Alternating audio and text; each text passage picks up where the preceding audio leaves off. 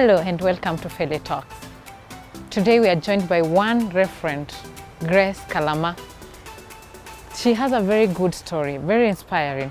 At a very young, tender age, she was called to the ministry. Was it really a true calling? Because at a given time, her parents disowned her. Let's see how she reconciled and also picked up herself again to move in the word of gospel. Let's hear a story from one Grace Kalama. Please don't forget to share, like, and subscribe. Please subscribe to the channel.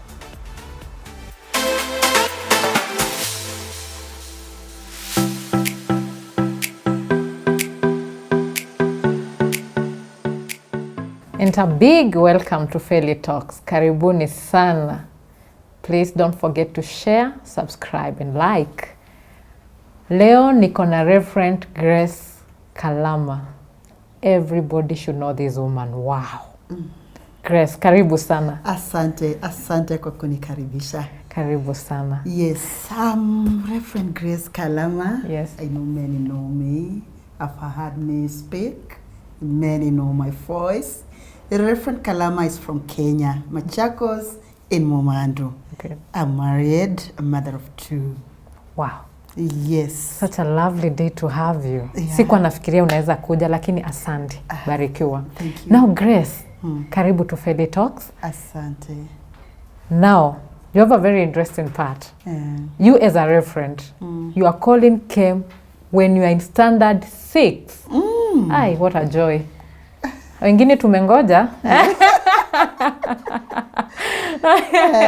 Yeah, can you take us the process? Like, just give us how did this happen? Okay, thank you so much, my daughter, Felicitas. Yes. Myself, I was born in let me say, a syncretism kind of family. Napongea hivyo ninasema familia ambayo ilikuwa ni ya kanisa, lakini bado wanaamini waganga na wachawi. Na nililelewa katika kanisa la AIC, African Inland Church. That is now where I was brought up in. My mother was the cheerleader of that church. This long time ago, wakati AIC hakukuwa kunasemwa amen. Hey. Watu hawakuwa nakubalika kusema nimeokoka. Ai. Walikuwa nasema ni roho zingine na ndini zingine. And my daughter, when I was very young, I was the first daughter in that family. Yes. With 2 brothers who were older than me.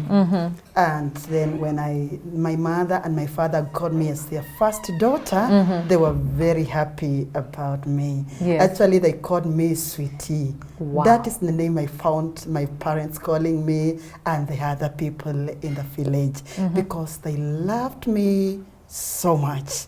Hallelujah. When I was in standard 2, when in school, I was told that is not a name. Shule wakaniambia hiyo si jina, niende nikatafutiwe jina. Na wakati ule nilienda nyumbani, baba akasema yeye alikuwa amepanga niitwe kama mama yake, ambaye aliaga wakati ule alimzaa. And then he believed mama yake alizaliwa akiwa na seeds za uganga. Therefore, alitaka nikuwe kama mama yake with the same seeds. Aya, wewe sasa ungekuwa mganga sasa. I'm telling you. Lakini Mungu akakufanya mganga. Ukuganga watu kiroho. Mimi mganga wa kiroho. Kwa hivyo, nikiwa standard 2 ndivyo akasema anataka kunipea jina. They had to call a witch doctor. And then do all the initiations, mbuzi kachinjwa, nikawekwa ile gosi hapa kwa mkono, wakanunua zile shuka. Unajua zile shuka white? Mimi usikia tu. Zile ziko na red and black and others black. Then I was covered na hizo shuka. Upewe jina tu? Nipewe jina tu, jina ambao iko na mbengu za uganga. Ai. Na uchawi, sijui ama uchawi ulikuwa. Basi, they initiated me all the night. Wakasema sasa nimeanza kuitwa Ndungwa. Ndungwa is the mother of my father. That time I was in standard 2. Then I started thinking about those things. Nikaanza kufikiria sasa imetendeka nini. Na nikaanza kuwa na shida za maugonjwa, ninakufa, ninakuwa mgonjwa, ninakufa. Na siku moja nilipelekwa almost hospitali, wakitaka kunipeleka mochari maana walikuwa wanasema nimekufa. Basi Mungu akanisaidia tu. Lakini siku moja nikiwa standard 5 watu wa Diguna walitembelea kule kwetu. And they were going door to door, alafu walikuwa wamekuja hiyo kanisa letu. Therefore we had to go around preaching with them. Yes. And I loved very much singing. Oh, wow.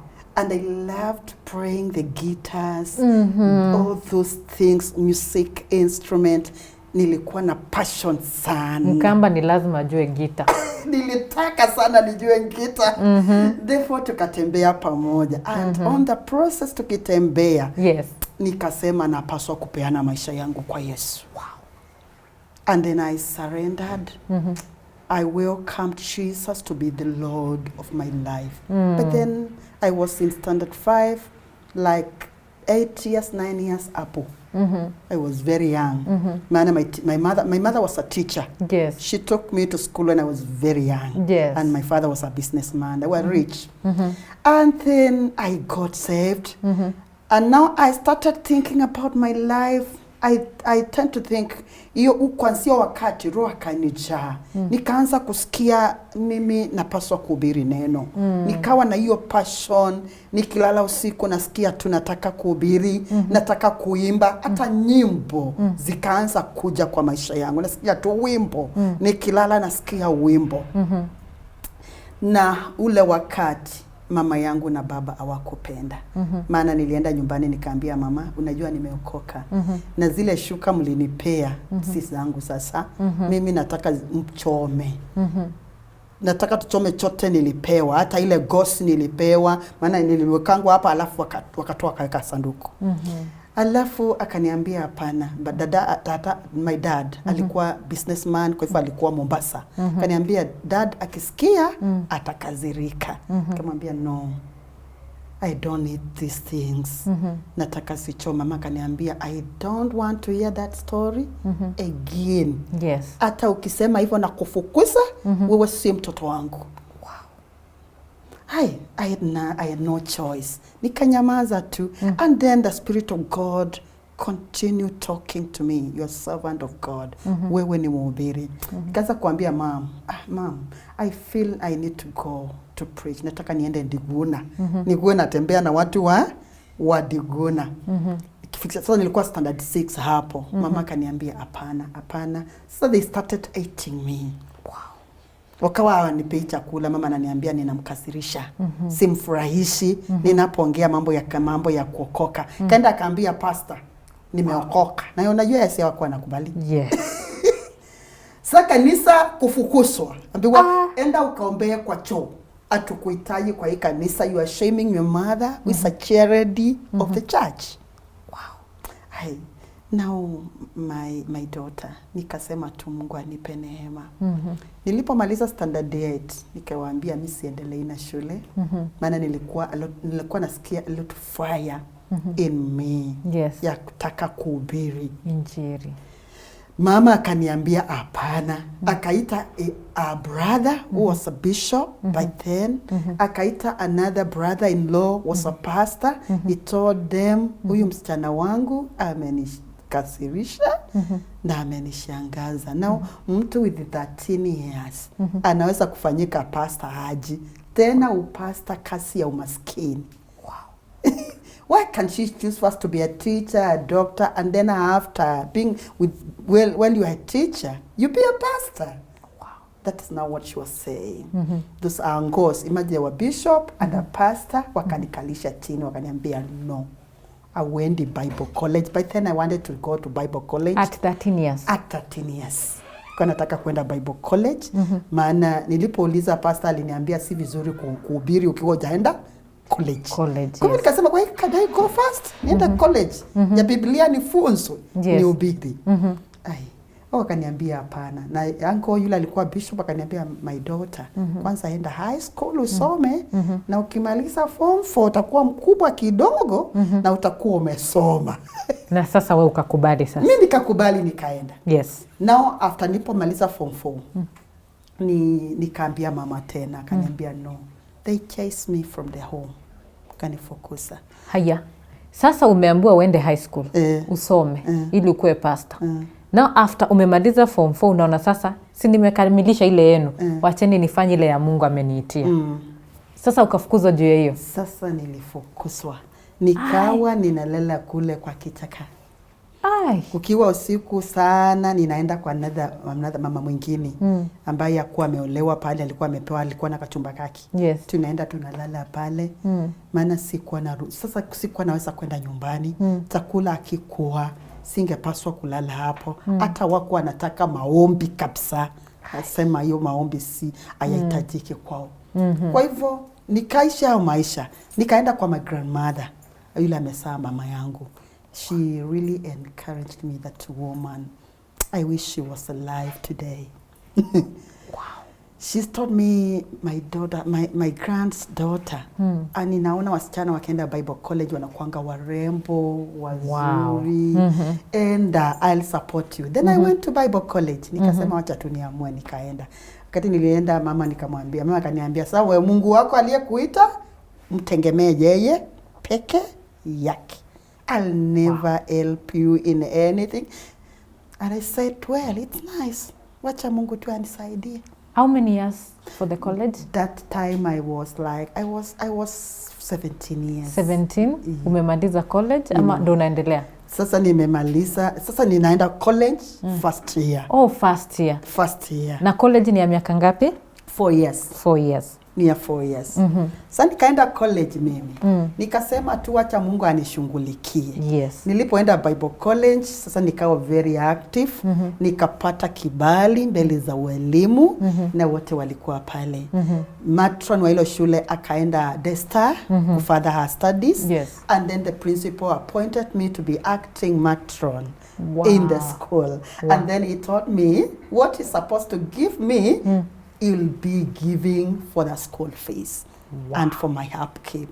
And then hivyo ndivyo ulisoma ukamaliza? Mungu akanisaidia nikasoma. Amen. Nikamaliza. Nilipomaliza kufika nyumbani ilikuwa shida.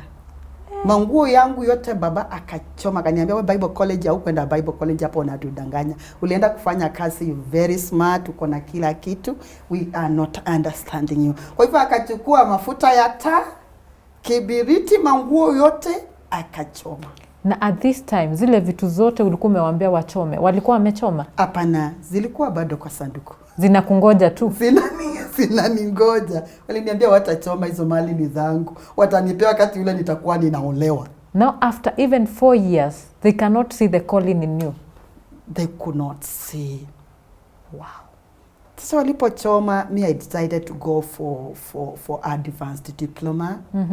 And then I applied to go. I went without school fees, without knowing who would stand with me, without knowing who would pay my school fees. But when I went, I remember that time the chairman of board of that school was Dr. Kaleli. Dr. Kaleli was taught about my story. And then akashikwa na hiyo passion, said he has to stand with me.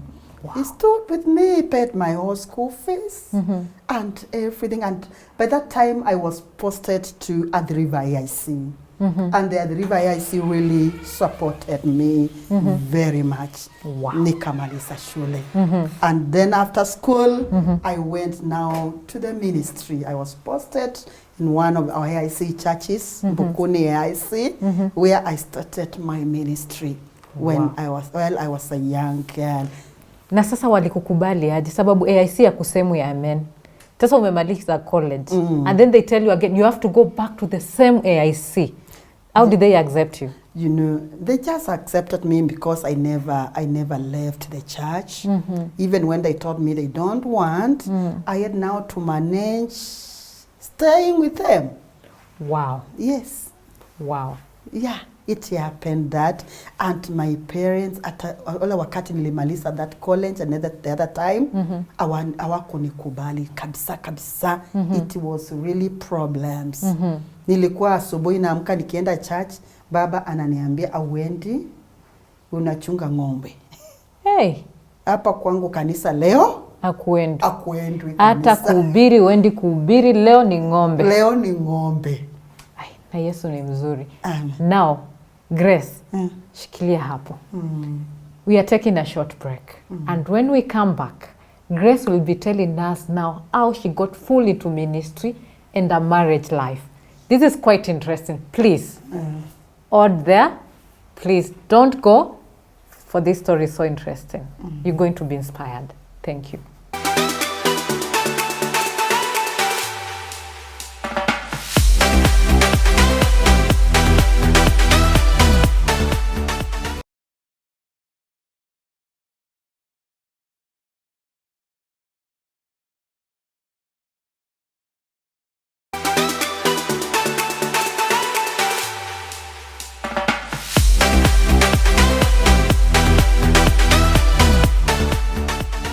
Karibuni sana. This is Feli Talks. Grace. Yeah. Ai. Sasa hii imetuchanganya kidogo. Now can you tell us now, umemaliza, umeenda umepreach, now here comes the marriage. Now pastor ndo huyu anataka kuolewa. Pastor anataka kuolewa. Yes. When I was in college, yes, I met a man. Nilikutana na kijana pale ambaye tulipendana. Yes. Huyo kijana alikuwa anatoka Narok. Wow.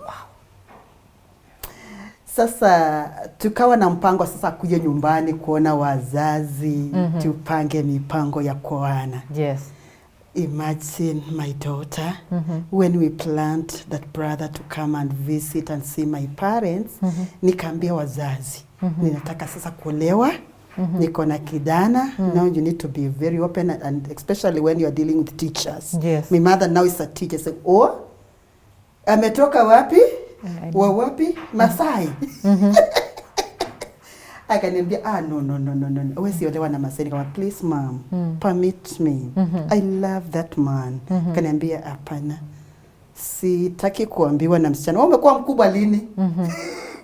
Ili kuwa naniambienga hivyo. I have experience. Basi Masai, siku ikafika. He called pastors, another 2 friends. Yes. Wakaja nyumbani. Yes.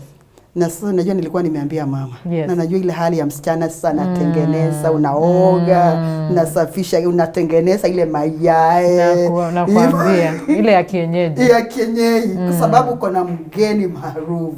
Bas. Yes. And then my mother and my father wakaenda kwa aka shopping center. Nikamwambia, kwani mnaenda? Akaniambia, tunaenda, akija si tutakuja. Hey.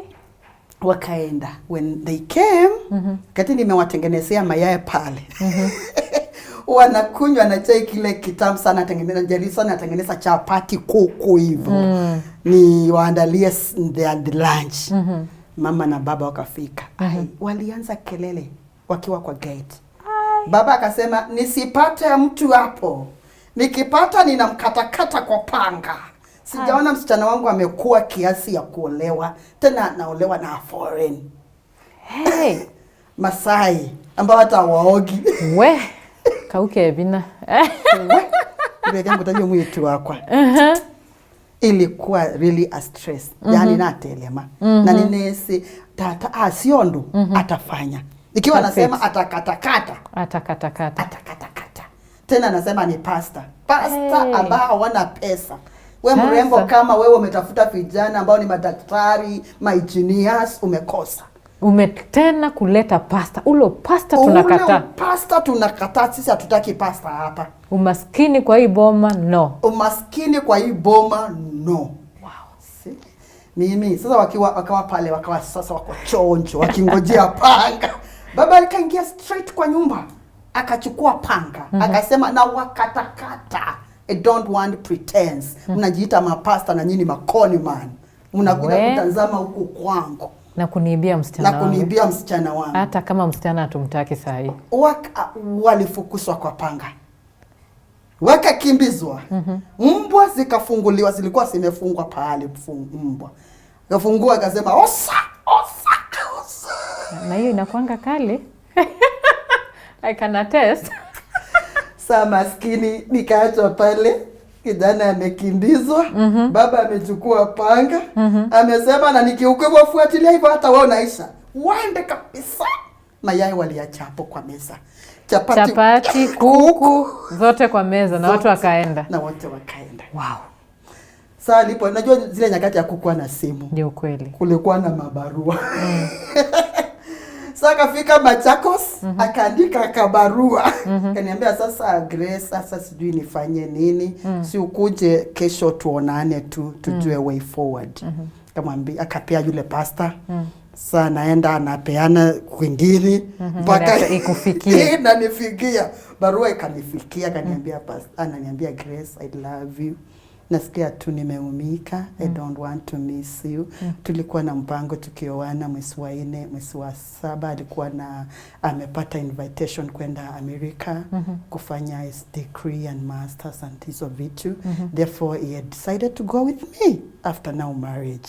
Sasa ninaambia what do I do? What do I do? Na sasa ni December. We thought it's December. The wedding happens on April. Yes. And now after April, you have only 3 months. 3 months. Na harusi ilifanyika? Well, my sister and my daughter. Sasa tukakutana na kijana, hatukuwa na choice. Nikamwambia now I have no choice. Sasa wazazi wamekataa, tutaplan marriage aje, harusi aje. Hatuwezi oana hivyo, sisi ni mapasta. Nikamwambia my brother, I wish you well. Mungu akutafutie mke huko Masaini na uende salama. Kalia. Tukalia tukasema tu tufunguane. Na sasa hiyo ikaisha. Hiyo ikaisha. Sasa kijana mwingine tulikuwa tunasoma pamoja, najua watu wanasikianga story. Sasa mama pastor. Okay. Sana haye. Tulikuwa tunasoma high school pamoja. Sasa yule niko naye. Tulikuwa tunasoma high school pamoja. Na unajua zile kukatiana tu mkiwa high school. Tule tubarua mpaka unaweka dedication. Yeah, Whitney Houston. Forever I love you. Forever I love you. Ni kuendanga Tambata uongo. Bas, no you. Sasa kijana akasikia. Na sasa unajua sasa alikuwa pastor. Kaniambia sasa akakuja kwangu. Kanisa sasa unajipeana kwa Wamasai, unatukataa. Mbona nilikuomba kuwe mke wangu tuanze posa hivyo umekata? Why? Hakakuja akakwambia bado nongwendete. Nongwendete. Na ukakubali. Ngoe yangu makwako. Naende namwe. Nikasema kwa tena ndide ya mume wako hii. Ngeyati asiada mate ya mume mao. Kamwambia sawa. Haya kuja kuona wazazi. Alipokuja kuona wazazi, wazazi wakasema waongee na yeye. Tena akakataa? Walikataa. Hata sasa umeleta Mkamba akakataa. Mkamba sasa wamekataa. Baba alikuwa nyumbani. Asubuhi yake akaenda Machakos, akapata gari kaenda Mombasa. Sema hataki kusikia story aoni msichana amekuwa mkubwa. Mama naye akasema aongei ikiwa mzee yuko. Ikawa hivyo. Nakumbuka ule wakati ilikuwa like August. Baba tukamtumana, amekataa, akakataa mpaka nikaenda kwa kanisa. Nikaambia kanisa ninafanya harusi mwezi wa pili ama wa 3, mwezi wa pili na mimi I don't care hata kama wazazi watakuja, mimi nitaolewa. Sasa it was by force, by thunder. Sasa harusi lazima ifanyike. By power, by thunder. Sasa lazima ifanyike. Sasa kanisa basi aliposikia hiyo, sasa akaandika barua kwa baba. Akatumana na zile magari zilikuwa zinaenda Mombasa. Akaambia sasa usipokuja utapata harusi imefanyika. Baba akakuja. Alipokuja wakati wa ule mwanaume analetanga ile chadhi kila kuua. Yes. Ndeo. Yes, ikafanyika zote. Siku ya kwanza alipoleta hizo vitu, mama akalala. Baba akaenda kule marketplace. Kwa hivyo ilifanyika bila wazazi. Mimi nikakosa kupeanwa. So wewe au kupeanwa? Mimi si kupeanwa. Lakini harusi ikafanyika. Na harusi nikasema bado ile tarehe nilisema nitaolewa. Ai. Sasa mama na baba wakakataa. Tukaanza kupanga mpango ya harusi, nikapima maguo, referent tukamuona, watu tukawaambia pime nguo. Siku ikafika ya harusi, asubuhi nikasema naenda harusi.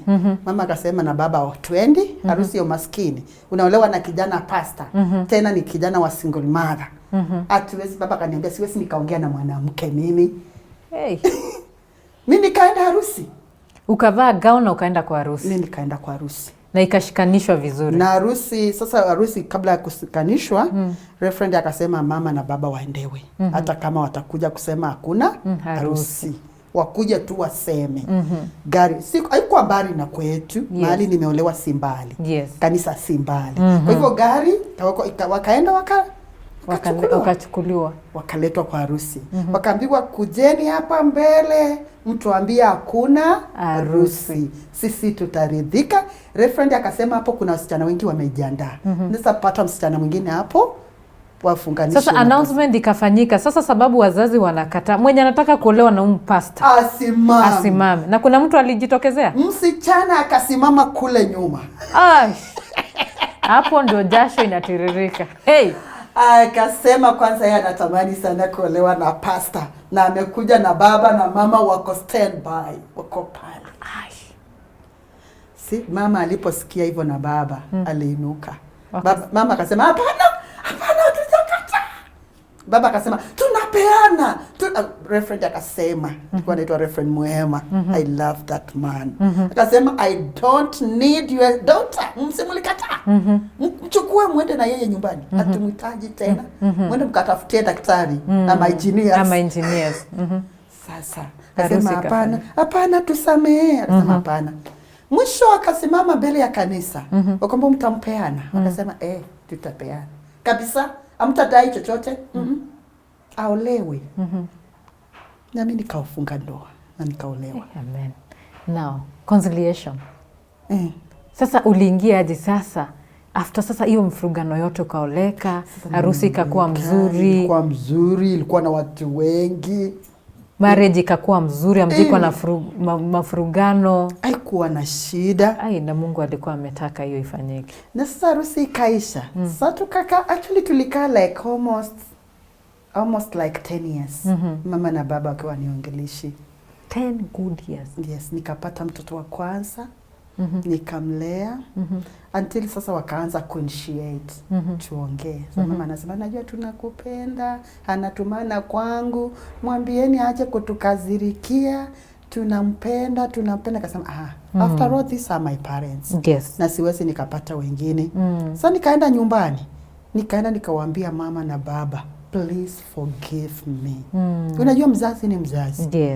Hata kama alikuwa anakosea, alikuwa ananitakia mema. Ni ukweli. Maana mimi nilitambua wakati ule sikuwa naelewa sana, lakini at least sasa naelewa. Na ule wakati nilikuwa naelewa ya kwamba mama si vile alikuwa ananichukia. Alikuwa ananipenda. Anakutakia mema. Na ananitakia mema. Shikilia hapo. Sasa hii ndio ilikufanya uingie ukue. Sasa wewe ni daktari wa ndoa. Sababu na kusikia na kuonanga. Sasa ile experience nilikuwa nalo kati kausichana na wakati ule niliolewa. Hiyo ilinipea ile ufuto ama ikanipea nguvu na nikasikia niko na burden kwa ajili ya familia. Na ndiposa nikawa family counselor, nikawa nafanyia families nini theater, I take them theater counseling and even ninafanyanga zile clinics za families. Mahana Mungu amenisaidia kupitia mapito na amenishindania. Angalia kamera, waambie tunaweza kupata wapi? Yes, mimi naweza patikana 24/7. Kwetu nimesema ni Machakos Mumantu. Unaweza nipata Mumantu. Unaweza nipata Machakos. Tena nafanya na Baitu FM nafanya kila Sundays saa 4 za usiku. Siana koma nundo ni lazima tutoe family theater. Na unajua theater akukwangi na watu wengi. Kwa hivyo tunakuanga pale kumawe kuvika city kuvikanza tinena na families na kuitungia tuisiolote la muolo tunaumata vya undu mailite kuikala. Ni kindo kitawa premarital counseling. People, I prepare them for marriage. Tunaanake alame kuivahawan na alama tuanie ngainu nengete kiu. I do them counseling, the premarital counseling and the marital counseling. Sionde I prepare them people about retirement, preparing them what they need to do before they go for retirement. God has called me to the field of counseling and I've seen God helping me. I do the references to the people who are passing through crisis, problems in marriages and in their lives as well. Ngai nondethetie nini kaingi kuya Mutongo TV kila wadhanda tu saa ili bado nikifanya the same counseling and doing them theater, doing them the clinics and those things. God has really helped me with the experience that God has given me and the victory that God has given me. I thank God for this because it is God's doing. Amen. Yes, you can get my number 0717292812. You can call me anytime. I'm there for you. Thank you so much. You've added to yourself. I don't need to add or subtract. It's intact. She's here to counsel marriages. She's a doctor for marriage. If you're a couple going through any challenges, you need help. And if you, for sure, you're passing through a challenge in your relationship, like courtship and the like, she's there. Reverend Grace Kalama. Kalama. Yes. She told me to put in Kikamba. Kalama. Mutongo TV, Baito FM. Thank you so much. Yes. This is Swahili Talks. Please don't forget to share, like, and subscribe. Barikiweni.